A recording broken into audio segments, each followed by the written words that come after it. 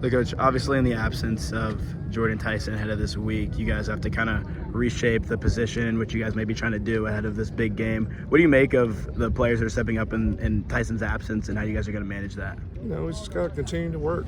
That's what they've done all year. I told those guys, JT's not going to come here and catch the ball for you. He's not going to run the routes for you. You guys put a lot of effort into this season.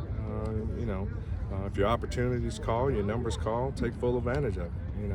I do know one thing: we're not in this position without JT. So I told the guys, hey man, you're not only playing for yourself, you're playing for your brother that's down. So I know JT, even though he's not out here, he's here in spirit. Had a phenomenal season this year. Is only going to continue to get better. But we have some unfinished business. Nobody really predicted us to be in this position. So for these guys, man, just a testament to all their hard work, starting back in Camp T, with me just getting here and trying to figure out who everyone is and how to push their buttons, and now here we are playing in the Big 12 championship. So for a lot of these guys, man, all you can ask for is an opportunity.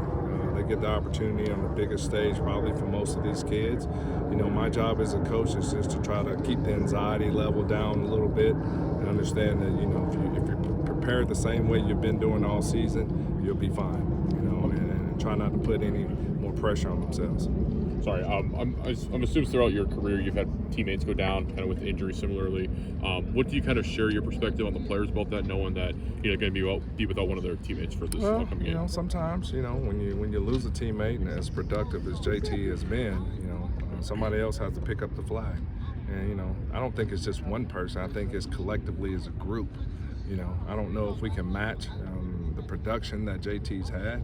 He's a special player, but collectively as a group, my motto has kind of been, man, just be great at making the routine plays. If we just make the routine plays, don't try to do anything extra, don't try to do too much, we'll be fine. We're gonna run the ball, of course. You got to run it back like scat. You're gonna run the ball. So, our wideouts have done a great job all season, impacting the game when they don't have the football, when they're not getting thrown to. So first and foremost priority is to make sure we get involved in the run game. We got a hat on the hat. And then when your numbers call, make a play, make a routine play. You don't have to do anything extra special. Just go out there and do what they've been doing all season. When their numbers call, they make plays. Malik McLean's getting back in the rotation, and where have you seen him progress throughout the season? Coming in, also his potential to contribute after redshirting this year. Yeah, he's worked hard on the look team.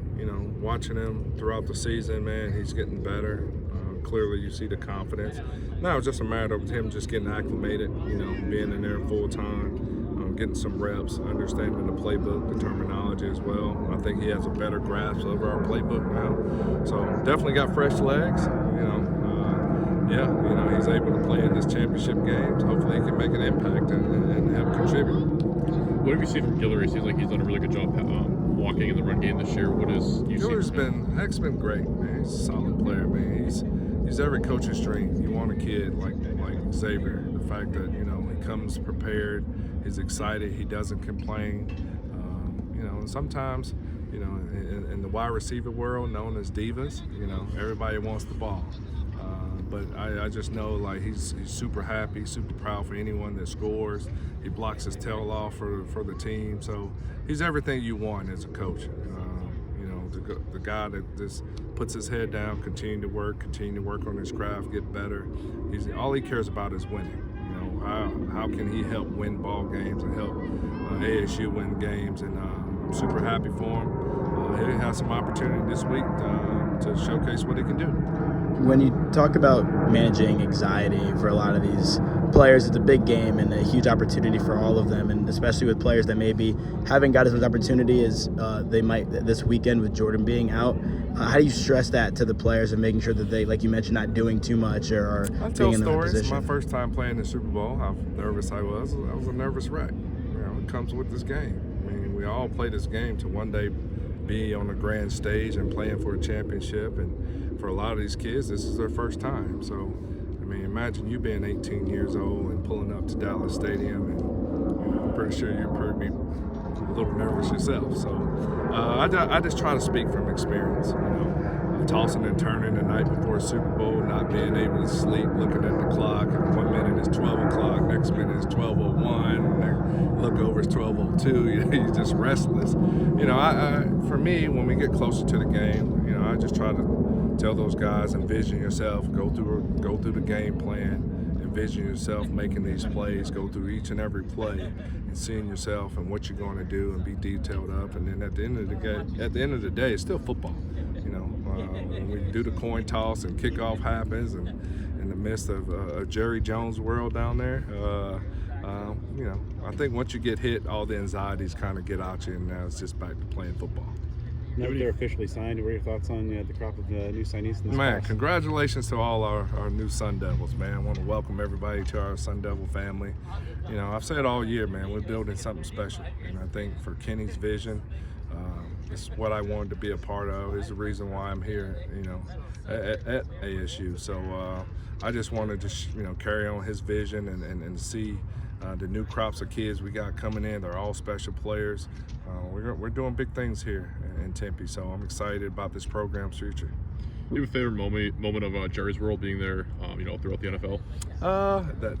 That massive jumbo screen that they have in the middle of the field. You can't help but player just look up at it the whole time. But listen, man, these kids worked their butts off. I mean, no one gave them an opportunity to see. I think they're a bunch of resilient guys. I think this will teach them a lot about life lessons, right? Regardless of people counting you out, just bet on yourself. You know, put your head down. Don't worry about who gets the praise. Just put your head down, keep chopping wood, and see where life takes you. And here we are playing in the Big 12 championship when at the beginning of the season, no one gave us a chance to even win, 4 or 5 games. So it's really been the mentality of us just buying in. It's kind of us against the world. Yeah, it's great that they're starting to get recognition, but we're still not done. We still got one more game left, and how privileged and blessed they are to be in the position that they are. A lot of teams out there aren't in this position, so you know, don't spoil the opportunity, man. We got an opportunity of a lifetime to do something special for these kids. It's a big game, so looking forward to see how they respond. What do you make of Iowa State defensively? Obviously, solid team. I mean, very well coached. They ran their scheme. They do what they do. They're not going to change who they are. For us, it's taking care of the football, and just comes down to execution. You know, when you're at this stage and you're playing for conference championships, everybody is pretty good. Everybody's pretty solid. There's no sorry teams that are playing in the conference championship, I can tell you that. So we just got to make sure that we do our job, just execute our plays, try not to turn the football over, and see where it all ends up at the end of the game. What do you see from Troy O'Meara this season, his development, especially, you know, heading into Saturday where he could receive some more reps?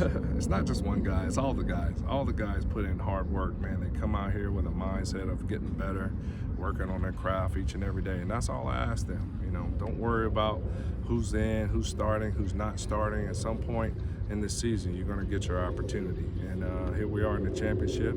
Our best receivers down and out.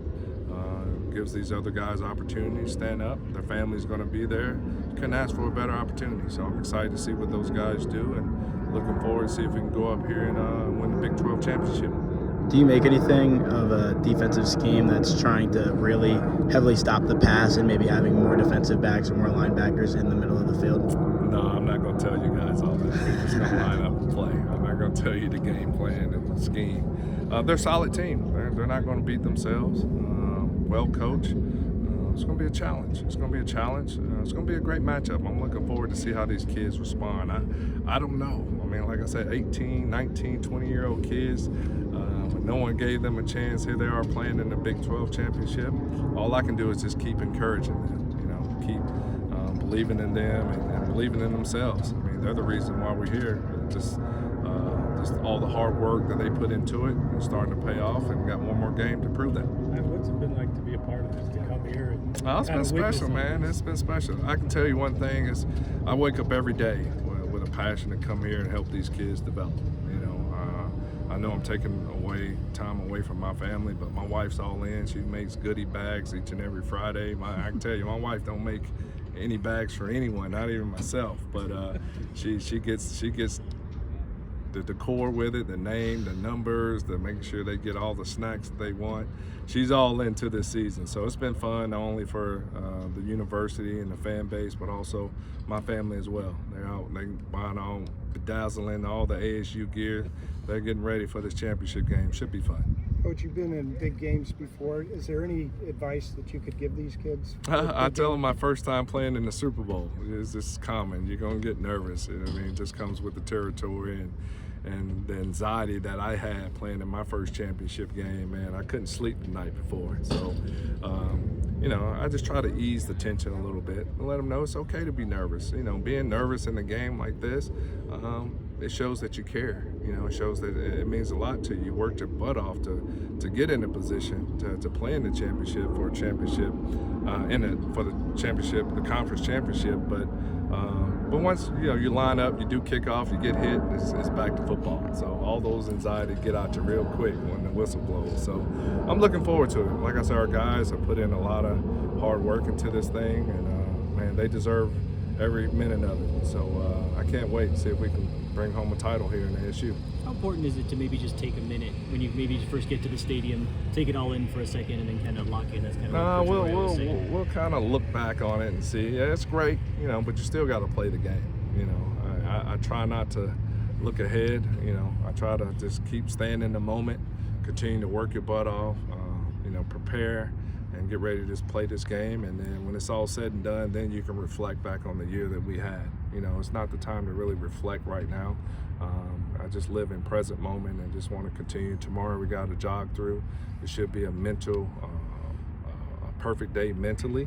Make sure we on top of our assignment, and then we come out Friday, we get on the flight, we get a good night rest, wake up early in the morning and plan for the Big 12 championship.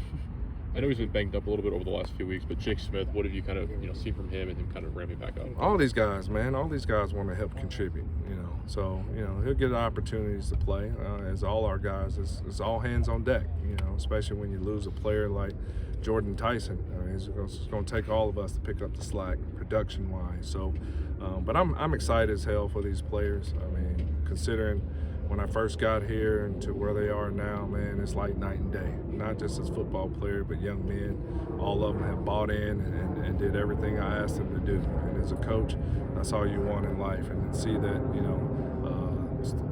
to put themselves in a position playing for the Big 12 championship, man, it's just a testament to those guys putting in the time, believing in the system, believing in the culture, and grinding day in and day out. That's it. Thanks, Thank you, guys.